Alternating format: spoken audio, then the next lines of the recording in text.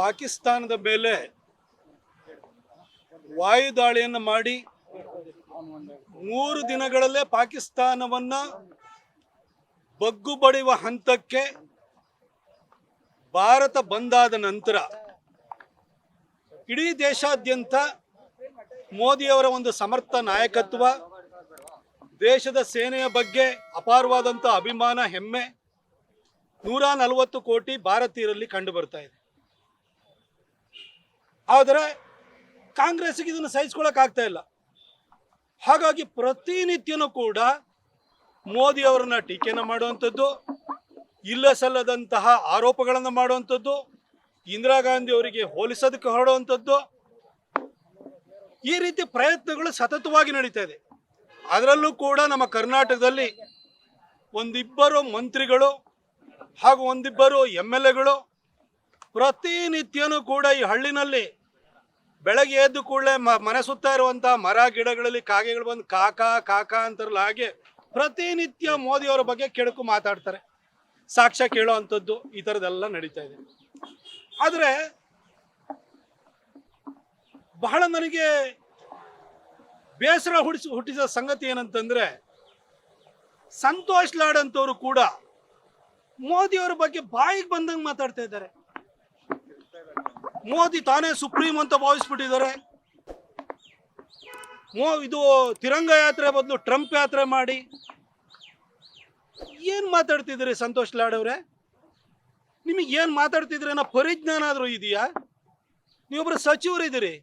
ಮೋದಿ ತಾನೇ ಸುಪ್ರೀಂ ಅಂತಂದ್ರೆ 140 ಕೋಟಿ ಜನಸಂಖ್ಯೆ ಇವತ್ತು ಮೋದಿ ಅವ್ರನ್ನ ಚುನಾವಣೆಯಲ್ಲಿ ಗೆಲ್ಲಿಸಿ ದೇಶದ ಪ್ರಧಾನಿಯಾಗಿ 3ನೇ ಬಾರಿಗೆ ಆಯ್ಕೆ ಮಾಡಿದ್ದಾರೆ. ಸುಪ್ರೀಂ ಮೋದಿ ಅಲ್ದಲ್ಲ ಇನ್ಯಾರು? ಮೋದಿ ಅವ್ರನ್ನ ಪ್ರತಿನಿತ್ಯನೂ ಕೂಡ ಬೈದಿದ್ರೆ ನಿಮಗೆ ತಿಂದಿದ್ದು ಅರಗಲ್ವಾ? ನನಗೆ ಸಂತೋಷ್ ಲಾಡ್ ಬಗ್ಗೆ ನೋಡಿದ್ರೆ, ಈ ಸಂತೋಷ್ ಲಾಡು ರಕ್ತದ ಕಣಕಣದಲ್ಲೂ ಕೂಡ ದೇಶ ಪ್ರೇಮವನ್ನ, ಧರ್ಮನಿಷ್ಠೆಯನ್ನ ಇಟ್ಕೊಂಡಿರುವಂತಹ ಮರಾಠ ಸಮುದಾಯಕ್ಕೆ ಸೇರಿದಂಥವ್ರು. ಆದರೆ ಅದ್ರ ಜೊತೆಗೆ ಇವರ ತಂದೆ ಹೆಸರು ಕೂಡ ಶಿವಾಜಿ ಲಾಡ್ ಅಂತ. ಆದರೆ ಸಂತೋಷ್ ಲಾಡ್ ಬಾಯಿ ಬಿಟ್ಟರೆ ಶಿವಾಜಿಗಿಂತ ಹೆಚ್ಚಾಗಿ ಅಫ್ಜಲ್ ಖಾನ್ನ ಛಾಯೆನೇ ಕಾಣುತ್ತೆ. ಅವ್ರ ಮಾತುಗಳು ಆ ರೀತಿ ಕೇಳಿಸ್ತವೆ. ಆದರೆ ಈ ಸಂತೋಷ್ ಲಾಡ್ ಬಹಳ ಮೇಧಾವಿ ಥರ ಬಂದು ಬಹಳ ಪೋಸ್ ಕೊಡ್ತಾ ಇರ್ತಾರೆ. ಪ್ರತಿನಿತ್ಯನೂ ಕೂಡ ಮೋದಿಯನ್ನು ಎಲ್ಲ ವಿಷಯಕ್ಕೂ ಎಳ್ತಾರೋವಂಥದ್ದು ಅವ್ರಿಗೊಂಥರ ಚಾಳಿ ಆಗೋಗ್ಬಿಟ್ಟಿದೆ. ಆದರೆ ಈ ಸಂತೋಷ್ ಲಾಡ್ ಎಂತಹ ಒಬ್ಬ ತಿಳಿಗೇಡಿ ಅನ್ನೋದು ಕೇಳಲಿಕ್ಕೆ ಬಯಸ್ತೀನಿ. ಉದಾಹರಣೆ ಸಮೇತ ಹೇಳಲಿಕ್ಕೆ ಬಯಸ್ತೀನಿ. 1 ವರ್ಷದ ಹಿಂದೆ, ಇವತ್ತಿಗೆ 1 ವರ್ಷದ ಹಿಂದೆ ಹುಬ್ಬಳ್ಳಿನಲ್ಲಿ ನೇಹಾ ಮರ್ಡರ್ ಕೇಸ್ ಆಯಿತು. ಅದ್ರ ಬಗ್ಗೆ ಮಾಧ್ಯಮದವರು ಪ್ರಶ್ನೆ ಮಾಡಿದ್ರೆ ಸಂತೋಷ್ ಲಾಡ್ ಹೇಳ್ತಾರೆ, ಮೋದಿ ಅವ್ರನ್ನ ಕೇಳ್ರಿ, IPCಗೆ ಬದಲಾವಣೆ ಥರ ಕೇಳ್ರಿ, ಮೋದಿಗೆ ಹೇಳ್ರಿ ಎನ್ಕೌಂಟರ್ ಮಾಡಲಿ ಪರ್ಮಿಷನ್ ಕೊಡೋಕ್ಕೆ. ಅಲ್ಲ ರೀ, ಕರ್ನಾಟಕದ ಮುಖ್ಯಮಂತ್ರಿ ಯಾರ್ರೀ? ಸಿದ್ದರಾಮಯ್ಯನವರು. ಪೊಲೀಸ್ ವ್ಯವಸ್ಥೆ DG ಯಾರು ಕಂಟ್ರೋಲ್ ಇರೋದ್ರಿ? ಸಿದ್ದರಾಮಯ್ಯನವ್ರ ಕಂಟ್ರೋಲಲ್ಲಿ. ಮೋದಿ ಯಾಕ್ರಿ ಎನ್ಕೌಂಟರ್ ಮಾಡಲಿಕ್ಕೆ, ನೇಹನ ಮರ್ಡರ್ ಮಾಡಿದಂತಹ ಆ ಮುಸಲ್ಮಾನ ಪುಂಡನ ವಿರುದ್ಧ ಕ್ರಮ ತಗೊಳ್ಳಿಕ್ಕೆ, ಅವನ್ನ ಎನ್ಕೌಂಟರ್ ಮಾಡಲಿಕ್ಕೆ ಮೋದಿ ಪರ್ಮಿಷನ್ ಯಾಕ್ರಿ ಬೇಕು? ಬಹಳ ಮೇಧಾವಿ ಈತ. ಮೋದಿ ಪರ್ಮಿಷನ್ ಬೇಕಂತೆ ನೇಹನ ಮರ್ಡರ್ ಮಾಡಿದವನ್ನ ಎನ್ಕೌಂಟರ್ ಮಾಡಲಿಕ್ಕೆ. 1 ವರ್ಷ ಆಯಿತು. ಫಾಸ್ಟ್ ಟ್ರ್ಯಾಕ್ ಕೋರ್ಟ್ ಮಾಡ್ತೀವಿ, 3 ತಿಂಗಳಲ್ಲಿ ಜಸ್ಟಿಸ್ ಕೊಡ್ತೀವಿ ಅಂತ ಹೇಳಿದ್ರಿ. 1 ವರ್ಷ ಆಯಿತು. ಇವತ್ತವರೆಗೂ ನಿಮ್ಮ ಸಿದ್ದರಾಮಯ್ಯನವರು ಮಾಡಿದಾರೇನ್ರಿ? ಇದ್ರ ಬಗ್ಗೆ ಯಾಕ್ರಿ ಮಾತಾಡಲ್ಲ ಲಾಡ್ ಅವರೇ? ಇನ್ನು ಬಹಳ ಮೇಧಾವಿ ಅಲ್ವ ನೀವು? ನಿಮ್ಮ ಇಲಾಖೆ ಕಾರ್ಮಿಕ ಇಲಾಖೆಯವರು ಏನು ಕನ್ಸ್ಟ್ರಕ್ಷನ್ ವರ್ಕರ್ಸು ಮಹಿಳೆಯರಿದ್ದಾರೆ, ಅವರಲ್ಲಿ ಅನಿಮಿಯಾ ಬಂದಿದೆ ಅಂತ ಹೇಳಿ ಅವ್ರಿಗೊಂದು ಹೆಲ್ತ್ ಕಿಟ್ಟನ್ನು ಕೊಟ್ಟರು. ಹೆಲ್ತ್ ಕಿಟ್ಟಿಗೆ ಎಷ್ಟು? 2600 ರೂಪಾಯಿ ಬೈ ಮಾಡಿದ್ದು ನೀವು. ಆದರೆ ಓಪನ್ ಮಾರ್ಕೆಟಲ್ಲಿ 600 ರೂಪಾಯಿ ಸಿಗ್ತಾ ಇದೆ. ಇದ್ರ ಬಗ್ಗೆ ವಿಧಾನ ಪರಿಷತ್ತಲ್ಲಿ ನಮ್ಮ ಪಕ್ಷದ ಮುಖಂಡರಾಗಿರುವಂಥ ರವಿಕುಮಾರ್ ಅವರು ಪ್ರಶ್ನೆ ಮಾಡಿದರೆ, ನಾನೇನು ಎಲ್ಲ ಐಟಮೈಸ್ ಡೀಟೇಲ್ ಹುಡುಕ್ತಿರ್ತೀನ ಅಂತಂತಾರೆ. ಅಲ್ಲ ರೀ, ನಿಮ್ಮ ಇಲಾಖೆಯಲ್ಲಿ 600 ರೂಪಾಯಿ ಸಿಗೋಂಥದ್ದನ್ನು 2600 ರೂಪಾಯಿಗೆ ಟೆಂಡರ್ ಕರೆದುಬಿಟ್ಟು ಲಂಚ ಹೊಡೆಯೋದೇ ನಿಮಗೆ ಗೊತ್ತಿಲ್ಲ ಅಂತೀರಿ. ಇನ್ನು ದೇಶವನ್ನು ಸಂಭಾಳಿಸುವಂಥದ್ದು ಹೇಗೆ ಅಂತ ಮೋದಿಗೆ ಹೇಳ್ಕೊಳ್ಳೋಷ್ಟು ಬುದ್ಧಿ ಇದೆಯೇನ್ರಿ ನಿಮಗೆ? ನಿಮ್ಮ ಇಲಾಖೆ ಬಗ್ಗೆನೇ ನಿಮ್ಗೆ ಗೊತ್ತಿಲ್ಲ. ಇನ್ನು ಇಂದಿರಾ ಗಾಂಧಿಗೆ ಭಾಳ ನೀವು ಕಂಪೇರ್ ಮಾಡ್ತಿದ್ದೀರಲ್ಲ ಸಂತೋಷ್ ಲಾಡ್ ಅವರೇ. ಏನು ಇಂದಿರಾ ಗಾಂಧಿಯವರು 1971ರಲ್ಲಿ ಕಟ್ಟೆ ಹಾಕ್ಬಿಟ್ರು ಅಂತ ತಿಳಿದಿದ್ರಿ? ಬಾಂಗ್ಲಾದೇಶವನ್ನು ಪ್ರತ್ಯೇಕ ಮಾಡಿಬಿಟ್ರು ಅಂತ. ಆಗ ಬಾಂಗ್ಲಾದೇಶವನ್ನು ಪೂರ್ವ ಪಾಕಿಸ್ತಾನ ಅನ್ನೋರು, ಈಗಿರೋ ಪಾಕಿಸ್ತಾನನ ಪಶ್ಚಿಮ ಪಾಕಿಸ್ತಾನ ಅನ್ನೋರು. ಅದಕ್ಕಿಂತ ಮೊದಲು ಬಾಂಗ್ಲಾದೇಶದಲ್ಲಿ ಪೂರ್ವ ಪಾಕಿಸ್ತಾನದಲ್ಲಿ ಪಾಕಿಸ್ತಾನಿ ಆರ್ಮಿ ಏನಿದೆ ಅದು ಲಕ್ಷಾಂತರ ಜನ ಬಾಂಗ್ಲಾ ಮಹಿಳೆಯರನ್ನು ಅತ್ಯಾಚಾರ ಮಾಡಿತ್ತು, ದಬ್ಬಾಳಿಕೆಯನ್ನು ನಡೆಸ್ತಾ ಇತ್ತು. ಅದರ ವಿರುದ್ಧವಾಗಿ ಶೇಖ್ ಮುಜಿಬುರ್ ರೆಹಮಾನ್ ನೇತೃತ್ವದಲ್ಲಿ ಬಾಂಗ್ಲಾ ಮುಕ್ತಿ ವಾಹಿನಿ ಅಂತ ಹೇಳಿ ಇಡೀ ಬಾಂಗ್ಲಾದೇಶಗಳು ಒಟ್ಟಾಗಿ ನಿಂತ್ಕೊಂಡು ಆರ್ಮಿಯ ವಿರುದ್ಧ ನಿಂತಿದ್ರು. ಆಗ ಭಾರತದ ಸೇನೆ, ಆಗ ಇಂದಿರಾ ಗಾಂಧಿಯವರು ಒಂದು ಗಟ್ಟಿ ನಿರ್ಧಾರವನ್ನು ತೆಗೆದುಕೊಂಡು ಬಾಂಗ್ಲಾವನ್ನು ಪ್ರತ್ಯೇಕ ಮಾಡಲಿಕ್ಕೆ ಹೊರಟರು. ಆಗ ಸಮಸ್ತ ಬಾಂಗ್ಲಾದೇಶಿಗರು ಜೊತೆ ನಿಂತಿದ್ರಿಂದಾಗಿ ಪಾಕಿಸ್ತಾನವನ್ನು ಸೋಲಿಸ್ಲಿಕ್ಕೆ ಸಾಧ್ಯವಾಯಿತು. ನಮ್ಮ ಸೈನಿಕರು 93,000 ಪಾಕಿಸ್ತಾನಿ ಸೈನಿಕರನ್ನ ಒತ್ತಾಗಿ ತೆಗೆದುಕೊಂಡ್ರು. ಆದರೆ ಒತ್ತಾಗಿ ತೆಗೆದುಕೊಂಡ ನಂತರ ನಿಮ್ಮ ಇಂದಿರಾ ಗಾಂಧಿಯವರು ಮಾಡಿದ್ದೇನ್ರಿ? ಅಲ್ಲಿವರೆಗೂ 54 ಜನ ಭಾರತೀಯ ಯೋಧರು ಯುದ್ಧ ಖೈದಿಗಳಾಗಿ ಪಾಕಿಸ್ತಾನ ಜೈಲಲ್ಲಿದ್ದರು. ಈ 93,000 ಜನನ ಬಿಟ್ಕೊಡೋ ಮೊದಲು ಆ 54 ಜನನ ಕಳಿಸ್ಬೇಕು ವಾಪಸ್ ಅಂತ ಒಂದು ಕಂಡೀಷನ್ ಹಾಕ್ಲಿಕ್ಕಾಗಲಿಲ್ಲ ನಿಮ್ಮ ಇಂದಿರಾ ಗಾಂಧಿಗೆ. ಯುದ್ಧವನ್ನು ನಮ್ಮ ಸೈನಿಕರು ಗೆದ್ದರು, ಆದರೆ ಯುದ್ಧದ ಗೆಲುವನ್ನು ಹಾಳು ಮಾಡಿದ್ದು ನಿಮ್ಮ ಇಂದಿರಾ ಗಾಂಧಿ. 93,000 ಜನಕ್ಕೆ ಊಟ ಹಾಕಿ ವಾಪಸ್ ಗೌರವಯುತವಾಗಿ ಕಳಿಸ್ಕೊಟ್ರು. 54 ಜನ ಯುದ್ಧ ಖೈದಿಗಳನ್ನ, ಭಾರತೀಯ ಯುದ್ಧ ಖೈದಿಗಳನ್ನ ವಾಪಸ್ ಕರ್ಕೊಬರೋಕ್ಕಾಗಲಿಲ್ಲ. ಆವತ್ತು 93,000 ಸೈನಿಕರನ್ನ ಬಿಡಬೇಕು ಅಂತೇಳಿ ಹೇಳಿದರೆ ನಿಮ್ಮ ಪಾಕ್ ಆಕ್ರಮಿತ ಕಾಶ್ಮೀರ ಏನಿದೆ ಅದರಿಂದ ಹೊರಗಡೆ ಹೋಗಬೇಕು ಅಂತೇಳಿ ಹೇಳಿ ಕಂಡೀಷನ್ ಹಾಕ್ಬೋದಿತ್ತು. ಆ ಕಂಡೀಷನ್ ಹಾಕುವಂಥ ಛಾತಿಯನ್ನು, ಎದೆಗಾರಿಕೆಯನ್ನು, ದಾಡಿಸಿತನನ್ನು ಇಂದಿರಾ ಗಾಂಧಿ ತೋರಲಿಲ್ಲ. ಅಷ್ಟು ಮಾತ್ರ ಅಲ್ಲ, ಈ ಕಡೆ ಪೂರ್ವ ಪಾಕಿಸ್ತಾನದ ಜೊತೆಗೆ ಪಶ್ಚಿಮ ಪಾಕಿಸ್ತಾನ ಅಂದರೆ ಈಗಿರೋ ಪಾಕಿಸ್ತಾನದ ಮೇಲೆ ನಮ್ಮ ಸೈನಿಕರು ಲಾಹೋರ್ವರೆಗೂ ಹೋಗಿದ್ರು. ಸುಮಾರು 15,000 ಸ್ಕ್ವೇರ್ ಕಿಲೋಮೀಟರ್ ಒಳಗಡೆ ಹೋಗಿ ಕಬ್ಜಾ ಮಾಡಿದ್ರು. ಅದನ್ನು ಬಿಟ್ಕೊಟ್ಟು ಬಂದ್ರಿ, ಅದನ್ನು ಉಳಿಸ್ಕೊಳ್ಳಿಲ್ಲ. ಯಾವ ಇಂದಿರಾ ಗಾಂಧಿ ಬಗ್ಗೆ ಮಾತಾಡ್ತಾ ಇದ್ದೀರಿ? ಆದರೆ ನರೇಂದ್ರ ಮೋದಿಯವ್ರ ಬಗ್ಗೆ ಮಾತಾಡಬೇಕಾದ್ರೆ ಸ್ವಲ್ಪ ಇತಿಹಾಸದ ಜ್ಞಾನ ಇರಬೇಕು. ಇವತ್ತು ನರೇಂದ್ರ ಮೋದಿಯವರು ಪಾಕಿಸ್ತಾನದ 11 ಏರ್ಫೀಲ್ಡ್ಗಳನ್ನು ಇವತ್ತು ನಮ್ಮ ಸೈನಿಕರು ನಾಶ ಮಾಡಬೇಕಾದ್ರೆ ನರೇಂದ್ರ ಮೋದಿಯವರು ಎಂಥ ರಿಸ್ಕನ್ನು ತಗೊಂಡು ಎಂಥ ಎದೆಗಾರಿಕೆಯನ್ನು ತೋರಿದ್ದಾರೆ ಅಂತ ಹೇಳಿದರೆ, ಅವತ್ತು ಬಾಂಗ್ಲಾದೇಶದಲ್ಲಿ ಸಮಸ್ತ ಬಾಂಗ್ಲಾದೇಶಿ ಜನರು ನಮ್ಮ ಸೈನ್ಯದ ಪರವಾಗಿ ನಿಂತಿದ್ರು, ಪಾಕಿಸ್ತಾನ ಸೈನ್ಯದ ವಿರುದ್ಧವಾಗಿದ್ರು. ಆದರೆ ಇವತ್ತು ಪಾಕಿಸ್ತಾನದಲ್ಲಿ 24 ಕೋಟಿ ಮುಸಲ್ಮಾನರು ಪಾಕಿಸ್ತಾನಿ ಸೈನಿಕರ ವಿರುದ್ಧ ಇದ್ದಾರೆ. ಅಲ್ಲಿ ನಮ್ಮವ್ರು ಹೋಗಿ 11 ಏರ್ಫೀಲ್ಡ್ಗಳನ್ನ ಹೊಡೆದಾಕಿದ್ದಾರೆ. ಅವರ ನ್ಯೂಕ್ಲಿಯರ್ ಇನ್ಸ್ಟಾಲೇಷನ್ ಮೇಲೆ ದಾಳಿ ಆಗಿದೆ. 24 ಕೋಟಿ ಪಾಕಿಸ್ತಾನಿಯರು ಪಾಕಿಸ್ತಾನಿ ಸೈನಿಕರ ವಿರುದ್ಧ ಇದ್ದಾರೆ. ಇಂತಹ ಹಾಸ್ಟೈಲ್ ಸಿಚುವೇಶನ್ ಅಲ್ಲಿ ಅಲ್ಲಿ ಹೋಗಿ ಹೊಡೆದಿದ್ದಾರೆ. ಅಷ್ಟು ಮಾತ್ರ ಅಲ್ಲ, ಭಾರತದಲ್ಲಿ ಇನ್ನೂ 25 ಕೋಟಿ ಮುಸಲ್ಮಾನರಿದ್ದಾರೆ. ಅವರು ಪಾಕಿಸ್ತಾನ ಬಗ್ಗೆ ಬಹಳ ಜನ ಸಹಾನುಭೂತಿ ಇಟ್ಕೊಂಡಿದ್ದಾರೆ. ಇವ್ರನ್ನೂ ಹದ್ದು ಬಸ್ತಿನಲ್ಲಿ ಇಡಬೇಕು. ಅಲ್ಲಿ 24 ಕೋಟಿ ಪಾಕಿಸ್ತಾನಿಯರ ಬೆಂಬಲವನ್ನು ಪಡ್ಕೊಂಡಿರುವಂಥ ಪಾಕಿಸ್ತಾನಿ ಆರ್ಮಿಯನ್ನು ಮಟ್ಟ ಹಾಕಬೇಕು. ಇಂತಹ ಒಂದು ಪರಿಸ್ಥಿತಿಯಲ್ಲಿ ಕೆಲಸ ಮಾಡ್ತಾ ಇದ್ದಾರೆ ಮೋದಿಯವರು. ಇವ್ರ ಬಗ್ಗೆ ನಾನೇ ಸುಪ್ರೀಂ ಆಗಿ ಗುರುತಿಸ್ತಾ ಇದ್ದೀನಿ. ಮೋದಿಯವ್ರ ಬಗ್ಗೆ ಪ್ರಶ್ನೆ ಏನು? ಮೋದಿಯವರ ಒಂದು ಶಕ್ತಿಯ ಬಗ್ಗೆ ಪ್ರಶ್ನೆ ಮಾಡ್ತಿರಲ್ಲ ಸಂತೋಷ್ ಲಾಡ್, ಕನಿಷ್ಠ ಪರಿಜ್ಞಾನ ಇಟ್ಕೊಂಡು ಮಾತಾಡ್ರಿ. ಮೊನ್ನೆ ಹೋಗೇನೋ ಕಾಶ್ಮೀರದ ಪುಲ್ವಾಮಾ ಮತ್ತು ಪೆಹಲ್ಗಾಮ್ ಅಟ್ಯಾಕ್ ಆದ ನಂತರ ಪಾಕಿಸ್ತಾನದ ಮೇಲೆ ಭಾರತ ದಾಳಿ ಮಾಡಿದ ನಂತರ ಕಾಶ್ಮೀರಕ್ಕೆ ಪ್ರವಾಸಕ್ಕೆ ಹೋಗಿದ್ದವ್ರನ್ನ ವಾಪಸ್ ಕರ್ಕೊಂಬಂದೆ ಅಂತ ಏನೋ ಎದೆ ಬಡ್ಕೋತಾ ಇದ್ರಲ್ಲ. ಯಾರ್ರಿ ನಿಮಗೆ ಕರ್ಕೊಂಬರೋಕ್ಕೆ ಅನುಕೂಲ ಮಾಡಿಕೊಟ್ಟಿದ್ದು? ಅವತ್ತು ನಮ್ಮ ಭಾರತ ಸರ್ಕಾರ, ಮೋದಿಯವರ ಸರ್ಕಾರ ಅನುಕೂಲ ಮಾಡಲಿಲ್ಲ ಅಂದರೆ ನೀವೇ ಹೋಗೋಕ್ಕಾಗ್ತಿರ್ಲಿಲ್ಲ ರೀ. ಅವ್ರನ್ನೇನೋ ಕರ್ಕೊಂಬಂದ್ಬಿಟ್ಟೆ, ಇಲ್ಲಿಂದ ಫ್ಲೈಟಲ್ಲಿ ಹೋದೆ ಕರ್ಕೊಂಬಂದ್ಬಿಟ್ಟೆ, ನಾನು ತಂದೆ ಅಂತ ಹೇಳ್ತಿರಲ್ಲ. ಅಲ್ಲಿ ಕರ್ಕೊಂಬರ್ಲಿಕ್ಕೆ ವ್ಯವಸ್ಥೆ ಮಾಡಿಕೊಟ್ಟಿದ್ದು ಮೋದಿಯವರು. ಮೋದಿಯವರಿಗೆ ಎಷ್ಟು ಶಕ್ತಿ ಇದೆ ಅಂತಂದರೆ, ಕತಾರು ಯುದ್ಧ ನಡೆದಾಗ ಅದ್ರ ಮಧ್ಯದಲ್ಲಿ ಏರ್ ಸ್ಟ್ರೈಕ್ ಮಧ್ಯದಲ್ಲಿ 2 hours ಗ್ಯಾಪ್ ತಗೊಂಡು 26 ದೇಶ ಭಾರತೀಯರನ್ನು ಸೇರಿದಂತೆ ಇವಾಕ್ಯುವೇಟ್ ಮಾಡಿದ್ದು ಮೋದಿಯವರ ಸರ್ಕಾರ.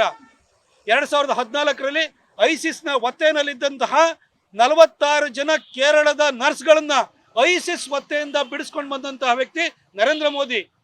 ತಾಲಿಬಾನ್ ವಾಪಸ್ ಅಫ್ಘಾನಿಸ್ತಾನದ ಮೇಲೆ ಕಬ್ಜಾವನ್ನು ಮಾಡಿ ಅಮೆರಿಕದವರು ಓಡಿ ಹೋದ ನಂತರ ಆ ಒಂದು ಅಫ್ಘಾನಿಸ್ತಾನದಲ್ಲಿದ್ದಂತಹ ಭಾರತೀಯರು ಇರ್ಬೋದು, ಬೇರೆ ದೇಶದವ್ರು ಇರ್ಬೋದು, ಅವರನ್ನು ಇವ್ಯಾಕ್ಯುವೇಟ್ ಮಾಡಿ ಕರ್ಕೊಂಬಂದಿದ್ದು ನರೇಂದ್ರ ಮೋದಿ. ಬೇರೆ ದೇಶದಲ್ಲಿರುವಂಥವ್ರನ್ನೇ ಕರ್ಕೊಂಬಂದಿದ್ದಾರೆ. ಇಲ್ಲಿ ಕಾಶ್ಮೀರದಲ್ಲಿ ಇರುವಂಥವ್ರನ್ನು ಕೂಡ ನಿಮಗೆ ಕರ್ಕೊಂಬರ್ಲಿಕ್ಕೆ ಅವಕಾಶ ಮಾಡಿ ಕೊಟ್ಟಿದ್ದು ಮೋದಿ ಸರ್ಕಾರ. ಇಲ್ಲಿ ಬಂದ್ಬಿಟ್ಟು ನಾನೇನೋ ಕರ್ಕೊಂಬಂದೆ ಅಂತೇಳಿ ದಿನಾ ಬಡಾಯಿ ಕೊಡ್ತೀರಿ. ಸಂತೋಷ್ ಲಾಡ್ ಅವರೇ, ನೀವು ಯಾವ ಮೇಧಾವಿನೂ ಅಲ್ಲ.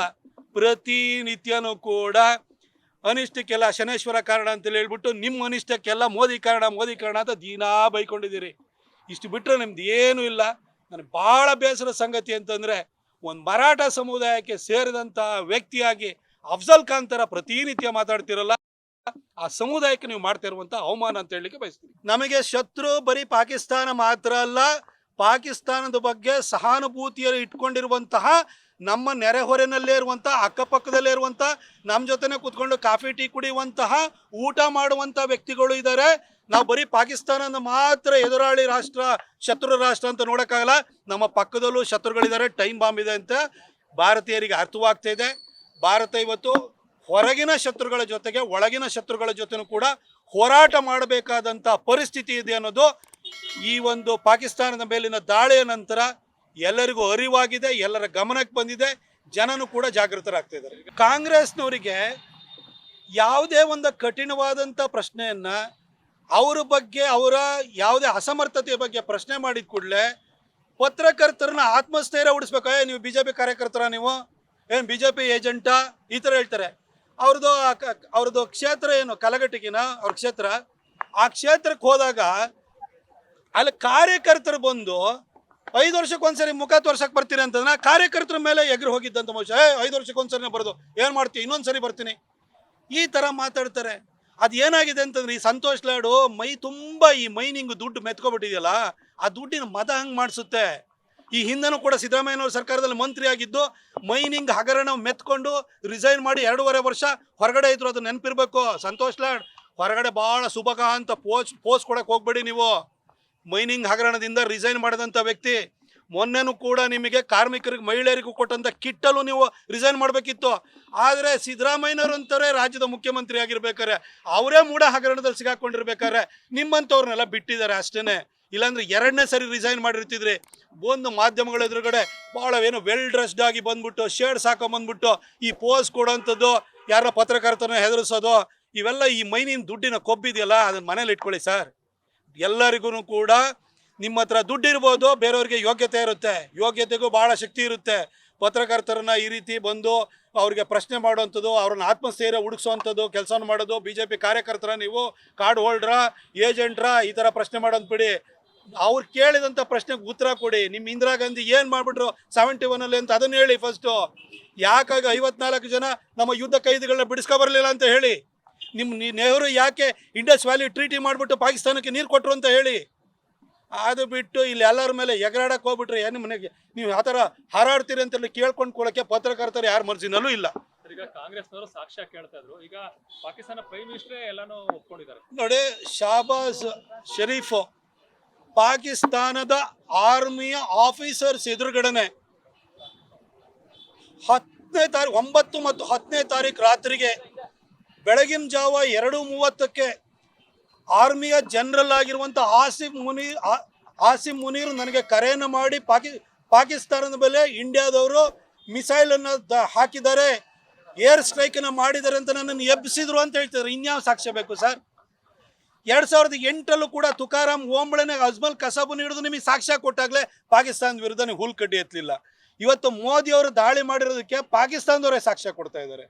ಅವ್ರ ಏರ್ಫೀಲ್ಡ್ಗಳು ಡೆಸ್ಟ್ರಾಯ್ ಆಗಿದೆ, ಅವರ ಪ್ರೈಮ್ ಮಿನಿಸ್ಟರ್ ಒಪ್ಕೊಳ್ತಿದ್ದಾರೆ.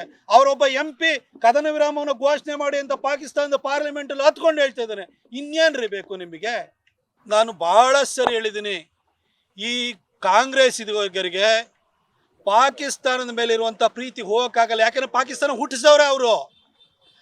ಪಾಕಿಸ್ತಾನವನ್ನು ಹುಟ್ಟಿಸಿದಂಥ ಕೀರ್ತಿ ಅದು ಕಾಂಗ್ರೆಸ್ಸಿಗೆ ಸೇರಬೇಕಾದ್ದು. ಈಗ ರಾಷ್ಟ್ರಪಿತ ಅಂತಲೇ ಕಾಂಗ್ರೆಸ್ಸೇ ಪಾಕಿಸ್ತಾನದ ರಾಷ್ಟ್ರಪಿತ. ಅವರೇ ಹುಟ್ಟಿಸಿರೋ ಮಗು ಮೇಲೆ ಏನಾದ್ರು ದಾಳಿ ಮಾಡ್ತು ಅಂತ ಹೇಳಿದ್ರೆ ಅವ್ರಿಗೆ ಬೇಜಾರಾಗ್ದಲೇ ಇರುತ್ತಾ? ಹಾಗಾಗಿ ಈ ರೀತಿ ಹೇಳಿಕೆಗಳನ್ನ ಕೊಡ್ತಾನೆ ಇರ್ತಾರೆ. ಅದ್ರ ಬಗ್ಗೆ ಶಾಶ್ವತವಾಗಿ ಅವರಿಗೆ ಅಪ್ರೀತಿ ಹೋಗೋದಿಲ್ಲ. ಅದು ನೆನ್ನೆ ಕೊತ್ತೂರು ಮಂಜು ಅವರು ಕೊಟ್ಟರು ಅಂತ ಹೇಳಿಕೆಯನ್ನು ನೋಡಿದೆ. ಈ ಕೊತ್ತೂರು ಮಂಜು ಅವರಿಗೆ ಸಿಂಧೂರಿ ಸ್ಕ್ವೇರ್ ಫುಟ್ಟು, ಇದರಲ್ಲಿ ಗೊತ್ತಾಗೋದು ಒಂದೇ ಒಂದು ಅಂದರೆ ಸ್ಕ್ವೇರ್ ಫುಟ್ ಮಾತ್ರ. ಸಿಂಧೂರನೂ ಗೊತ್ತಾಗಲ್ಲ, ಸಿಂಧೂರಿ ಏನೋ ಅವ್ರಿಗೆ ಏನೇನೋ ಕಲ್ಪನೆಗಳು ಬರ್ಬೋದು, ಆದರೆ ಅವ್ರಿಗೆ ಗೊತ್ತಾಗೋದು, ಸರಿಯಾಗಿ ಗೊತ್ತಾಗುವಂಥದ್ದು ಬರೀ ಸ್ಕ್ವೇರ್ ಫುಟ್ ಅಷ್ಟೇ ಸರ್. ರೈತರ ಭೂಮಿನ ಕಬಳಿಸ್ಕೊಂಡು ಲೇಔಟ್ ಮಾಡಿಕೊಂಡು ಸ್ಕ್ವೇರ್ ಫುಟ್ಟಲ್ಲಿ ಮಾರಾಟ ಮಾಡಿ, ಒಂದು ಸೈಟನ್ನು 4 ಜನಕ್ಕೆ ಮಾರಾಟ ಮಾಡಿ ಕಾಸು ಮಾಡ್ಕೊಳ್ಳಿ. ನಿಮಗೆ ಸಿಂಧೂರಿಗೂ ಸ್ಕ್ವೇರ್ ಫುಟ್ಟಿಗೂ ಡಿಫ್ರೆನ್ಸೇ ಗೊತ್ತಿಲ್ಲ. ನಿಮಗೆ ಅರ್ಥ ಆಗುವಂಥದ್ದು ಬರೀ ಸ್ಕ್ವೇರ್ ಫುಟ್ ಮಾತ್ರ. ಕೋಲಾರದ ಜನ ಇದಾರಲ್ಲ, ಮುಂದೊಂದು ದಿನ ನಿಮಗೆ ಪಾಠ ಕಲಿಸ್ತಾರೆ. ಆದರೆ ದೇಶದ ಜನ ಇವತ್ತು ಪಾಕಿಸ್ತಾನಕ್ಕೆ ಪಾಠ ಕಲಿಸ್ಬೇಕು, ಅವ್ರನ್ನ ಮುಗಿಸ್ಬಿಡಬೇಕು ಅನ್ನೋ ಒಂದು ಉನ್ಮಾದದಲ್ಲಿರುವಂಥ ಸಂದರ್ಭದಲ್ಲಿ ನೀವು ಈ ರೀತಿ ಹೇಳಿಕೆ ಕೊಟ್ಟರೆ ನಿಮ್ಮನಿಗೆ ಓಟ್ ಹಾಕಿದಾರಲ್ಲ ಅವರೇ ತೂಚಿ ಅಂತಾರೆ. ಈ ದೇಶ ಕಂಡಂತಹ ಮಹಾನ್ ಮೇಧಾವಿ, ದೂರದೃಷ್ಟಿಯನ್ನು ಇಟ್ಕೊಂಡಿದ್ದಂತಹ ವ್ಯಕ್ತಿ, ಮುಸಲ್ಮಾನರ ನಿಜವಾದ ಗುಣ ಏನು, ಅವರ ಬದ್ಧತೆ ನಿಷ್ಠೆ ಎಲ್ಲಿದೆ ಅನ್ನೋದನ್ನು ಅರ್ಥ ಮಾಡಿಕೊಂಡು ಪುಸ್ತಕವನ್ನೇ ಬರೆದಂತಹ ಏಕಮಾತ್ರ ವ್ಯಕ್ತಿ ಅಂತಂದರೆ ಅದು ಡಾಕ್ಟರ್ BR ಅಂಬೇಡ್ಕರ್ ಮಾತ್ರ. ಅವತ್ತೇ ಪಾಪ್ಯುಲೇಷನ್ ಎಕ್ಸ್ಚೇಂಜ್ಗೆ ಹೋಗಿ ಅಂತ ಅಂಬೇಡ್ಕರ್ ಹೇಳಿದರು. ನಮ್ಮ ದುರದೃಷ್ಟವಶಾತ್ ಅಂಬೇಡ್ಕರ್ ಈ ದೇಶದ, ನನ್ನ ದೃಷ್ಟಿನಲ್ಲಿ ಹೇಳಬೇಕು ಅಂತಂದರೆ, ಸರ್ದಾರ್ ವಲ್ಲಭಾಯ್ ಪಟೇಲ್ ಅವರಿಗೆ ಎಷ್ಟು ದಾಡಸಿತನ ಇತ್ತು, ಅಂಬೇಡ್ಕರ್ ಅಂತವರು ಕೂಡ 1959 ಬದುಕಿದ್ರು ಅವರು. ಅಂಥವ್ರು ಈ ದೇಶದ ಪ್ರಧಾನಿ ಆಗಿದ್ದಿದ್ರೆ ಈ ದೇಶಕ್ಕಿಂತ ದುಸ್ಥಿತಿ ಬರ್ತಾ ಇರಲಿಲ್ಲ. ನಿಜವಾದಂತಹ ಒಂದು ದೂರದೃಷ್ಟಿ, ಈ ಮುಸ್ಲಿಂ ಸಮಸ್ಯೆನ ಅರ್ಥ ಮಾಡ್ಕೊಂಡಿದ್ದಂತಹ ವ್ಯಕ್ತಿ ಅಂತಂದರೆ ಅದು ಅಂಬೇಡ್ಕರ್. ಈ ನಮ್ಮ ಸೆಂಟ್ರಲ್ ಬ್ಯಾಂಕ್ ಅಥವಾ RBI ಬರೋದಕ್ಕೆ ಪೇಪರ್ ಪ್ರೆಸೆಂಟ್ ಮಾಡಿದಂಥ ವ್ಯಕ್ತಿ ಅಂಬೇಡ್ಕರ್. ಅಂಬೇಡ್ಕರ್ ಥಾಟ್ಸ್ ಆನ್ ಪಾಕಿಸ್ತಾನ್ ಜೊತೆಗೆ ಅಂಬೇಡ್ಕರ್ ಥಾಟ್ಸ್ ಆನ್ ಎಕನಾಮಿ ಓದಿ ಎಲ್ಲ ವಿಷಯಗಳ ಬಗ್ಗೆ ತಿಳ್ಕೊಂಡಿದ್ದಂಥ ವ್ಯಕ್ತಿ. ಆ ವ್ಯಕ್ತಿನ ಅವತ್ತೇನಾದರೂ ನಮ್ಮ ದೇಶದ ಪ್ರಧಾನಿ ಮಾಡಿದ್ದಿದ್ರೆ ಈ ಸಮಸ್ಯೆನೇ ಇರ್ತಾ ಇರಲಿಲ್ಲ. ನಾನು ಇವಾಗಲೂ ಕೂಡ ಭಾರತ ಸರ್ಕಾರವನ್ನು ಕೇಳ್ತೀನಿ, ಸರ್ ಆ ಒಂದು ನಮ್ಮ ನೋಟ್ ಇದೆಯಲ್ಲ, ಅಂಬೇಡ್ಕರ್ ಅವರ ಫೋಟೋನ, ಈ ಗಾಂಧಿಯವ್ರದ್ದು ಮಾತ್ರ ಅಲ್ಲ, ಅಂಬೇಡ್ಕರ್ ಫೋಟೋವನ್ನು ಕೂಡ ಚಾಪಿಸಿ, ಅಷ್ಟು ಅರ್ಹತೆ ಯೋಗ್ಯತೆ ಇರುವಂಥ ವ್ಯಕ್ತಿ ಅಂಬೇಡ್ಕರು. ಅಂಬೇಡ್ಕರ್ ಬಗ್ಗೆ ನಿಜವಾಗ್ಲೂ ತಿಳ್ಕೋಬೇಕು. ಅಂಬೇಡ್ಕರ್ ಬಗ್ಗೆ ಇವಾಗ ಉಳಿದವರಿಗೆ ಬರೀ ರಿಸರ್ವೇಷನ್ ದೃಷ್ಟಿಕೋನದಲ್ಲಿ ನೋಡ್ತಾ ಇದ್ದವರಿಗೂ ಅರ್ಥ ಆಗಿದೆ. ಆದರೆ ಈ ಮುಸಲ್ಮಾನ ಸಮಸ್ಯೆ ಬಗ್ಗೆ ನಿಜವಾಗ್ಲೂ ಹೇಳಿದಂಥವ್ರು, ಭಾರತೀಯರಿಗೆ ಪರಿಪರಿಯಾಗಿ ಹೇಳಿದಂಥವ್ರು ಅಂಬೇಡ್ಕರ್ ಅವರು. ಅವ್ರನ್ನ ಇವತ್ತಾದ್ರೂ ಕೂಡ ಆ ವ್ಯಕ್ತಿಯ ಏನು ಒಂದು ಚಿಂತನೆ ಇತ್ತು ಅದನ್ನು ಅರ್ಥ ಮಾಡ್ಕೊಂಡು ಅವ್ರಿಗೆ ಸೂಕ್ತ ಗೌರವ ಕೊಡುವಂಥ ಕೆಲಸವನ್ನು ಮೇಲ್ಜಾತಿಗಳು ಕೂಡ ಮಾಡಲಿ ಅಂತ ನಾನು ಕೇಳ್ಕೊಳ್ತೀನಿ.